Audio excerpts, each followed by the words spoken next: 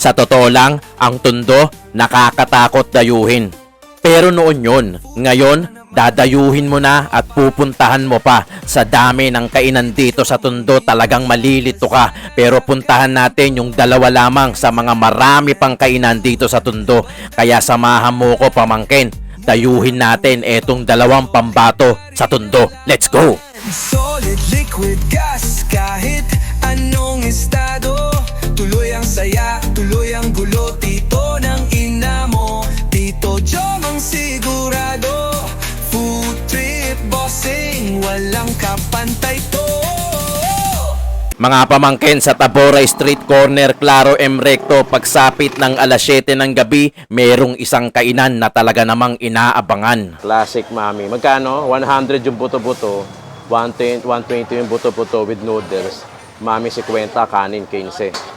Parang kagaya din kay ano. Tapos ito yung paborito natin, hot sauce, yung ganitong klase. Sunshine pala ang tatak nun. Sunshine on my shoulder makes me... Tito Jom.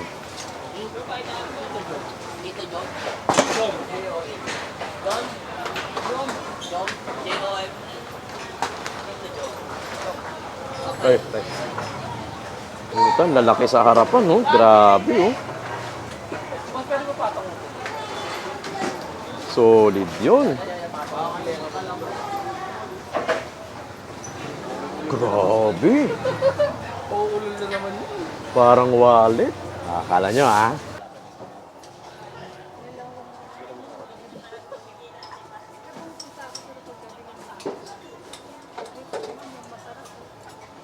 Masarap po yan. Pagkain ng mga batang 80s, batang 90s.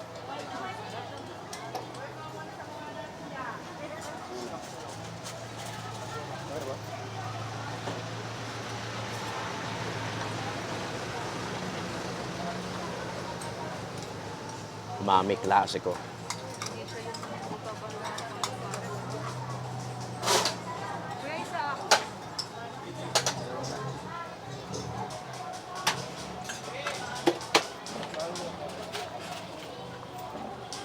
Yeah.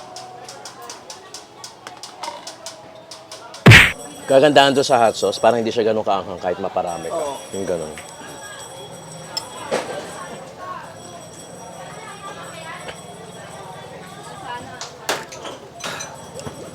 Pero yung pangalan Classic Mami ng Tabora. Tabora. Alas 7 ng gabi. Hanggang alas 3 na madaling. Hanggang alas 3 na madaling araw. So pagka namili ka ng mga gulay-gulay sa Divisoria, rekta ka na rito muna. Oo. At least may alam na silang kakain ng masarap.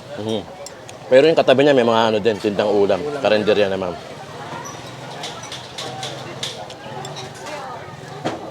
Yung buto-buto, hindi siya buto-buto. Kaya siya tinawag na buto-buto kasi part ng ano yun, ribs. Oo. Nung ano. Pero imagine mo yung nakakapit na laman doon sa buto-buto, yun yung bibigay sa'yo. Hindi bibigay sa'yo yung buto, syempre wala kang makakain sa buto. Oo, ganito siya, oh. Solid.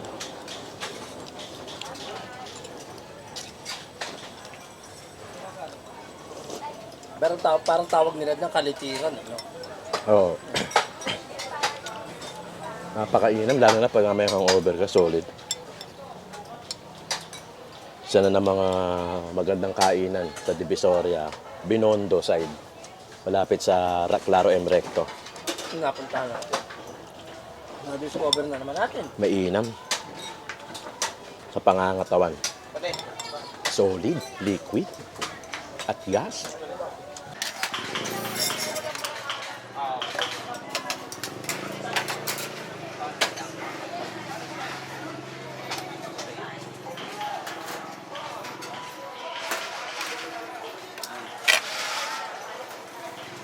Mga pamangkin, nandito na tayo sa Velasquez para tikman itong mga iyahain sa atin ng Food is Love. Actually, pangatlong branches na nila. Grabe na dito. Talagang pagka nasa Tondo ka, talagang masaya eh. Tingnan mo yung itsurahan natin. No? Pawis-pawisan na pero tuloy pa rin ang laban.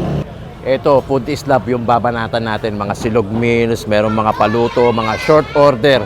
Tikman natin yung ipe-prepare ni Madam Diana. Let's go, mga pamangkin! Pangalawa sa pinuntahan natin, etong Food is Love located sa Velasquez Street, corner Baltasar. Tikman natin yung butterfly squid na yan at pati yung butterfly tilapia, sinigang sa miso at pati na rin yung seafood fried rice mga pamangkin.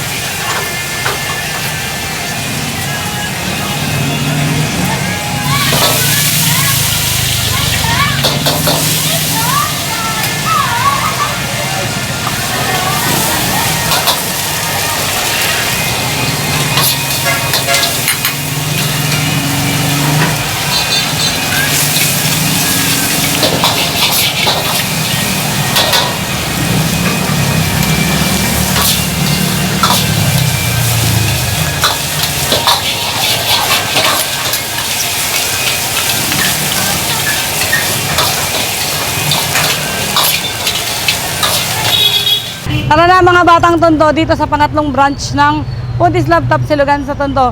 Tikman nyo ang mga bagong putahe ng ina mo. Dito lang yung matatagpuan sa 1696 Velasquez Street, corner Baltasar. Traceable naman yan. Yes, Ano-ano yung mga bago rito? maraming hinagdagan namin dito ang putahe ng ina mo tulad ng mga butterfly palapla, mga buhay na alimango at buhay na tilapia. Guys, hindi ko na sasabihin yung iba para surprise. Punta na lang sila dyan. Punta na lang kayo dito, guys. Anong oras? Bukas kami dito ng 24 hours tulad sa kabilang pwesto natin. Start at 99 pesos tulad sa kabila. Only rice and only kwento, guys. Ano to? Sinigang sa miso? Ano yan? Sinampalukang manok. Sinampalukang manok. Ito anong tawag dito? Seafood rice. Seafood? Seafood overload fried rice. Seafood rice. Seafood rice. Seafood rice. O, onti lang ha. Hindi, titikman natin kasi kilala naman tayo ng mga audience natin.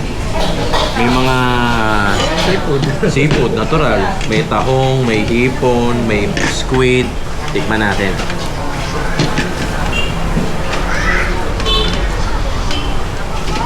Ang sarap ng ano. Yun yung fried rice. Yun yung gusto ko makita sa fried Oh, rice. dahil niluto sa wok, may smoky flavor, no? Saka ano, yung... Ano ba to? Malutong. Fried. No, hindi yung parang malapsa na. Bogag. Wag, yan.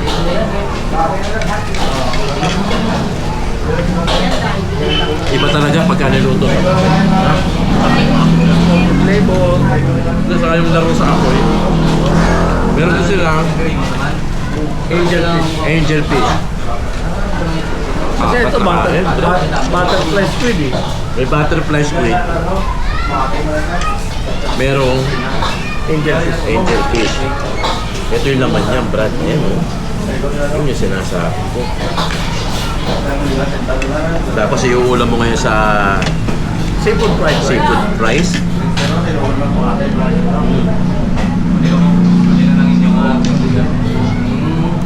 Galing mo kusinero mo. Kusinero natin yan eh. Oo nga, kusinero sa dati. Maganda yung pagkakaluto sa fried rice. Kusinero sa ni Patpat. Pati na, masakit ba chak pa. This time, uminom na kami ng pineapple. Ito yung ano nila.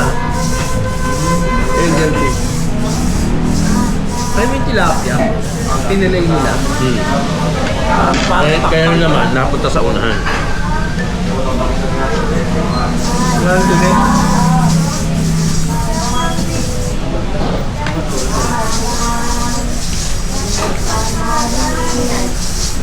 Masarap. Wala pang sawsawan yan ha. Wala pa. Okay to. Panalo? Panalo? Pag ninood mo yung fried, Makakain mo talaga kasi buntot, ulo, kasi crispy. Yung angel squid. Butterfly. Butterfly. Ito angel kapla. Ang nangangadakas Squid yan. niya, walang tinik mo. Wala masyado.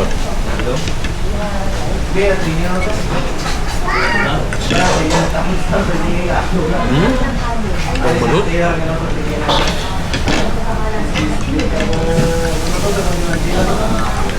Panalo talaga. Ayun, alam niyo na kung bakit binansagang reyna ng silog ng tondo. Sorry na po, isip Hindi na tayo order ng silog. Kasi, eh alam niyo naman yan. Ito, Pero may silog naman tayo. kung silog. Yung Kasi, tsaka itlog. po silog, syempre yung itlog, ay yung ano, yung Fried rice. yung kanin, fried rice, yung puti. Oo, sinangag. Sinangag ko. Ito kasi, ito eh, seafood rice to eh. Seafood rice to, kaya dilaw. Huwag kayong malilito. Mga isang may hepa, ito, ang gagaling lang. Saka hindi, Nag-white rabbit. iba yung ano, iba yung texture. Iba yung lutong. Takto yun. Hmm? Galing niya. Galing niya. Alam mo, tatasa na sa akin. Ayun na.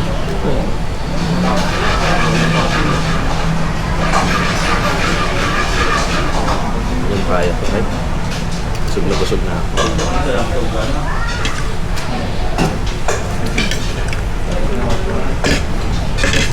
Sinabi na ni Mami Dayan yung address, pero corner Balagtas, corner Velasquez, napakadaling hanapin. Mababase nyo naman yan, Food Islam.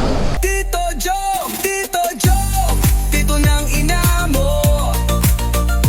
Food vlogging ng masa, astig sa kwento.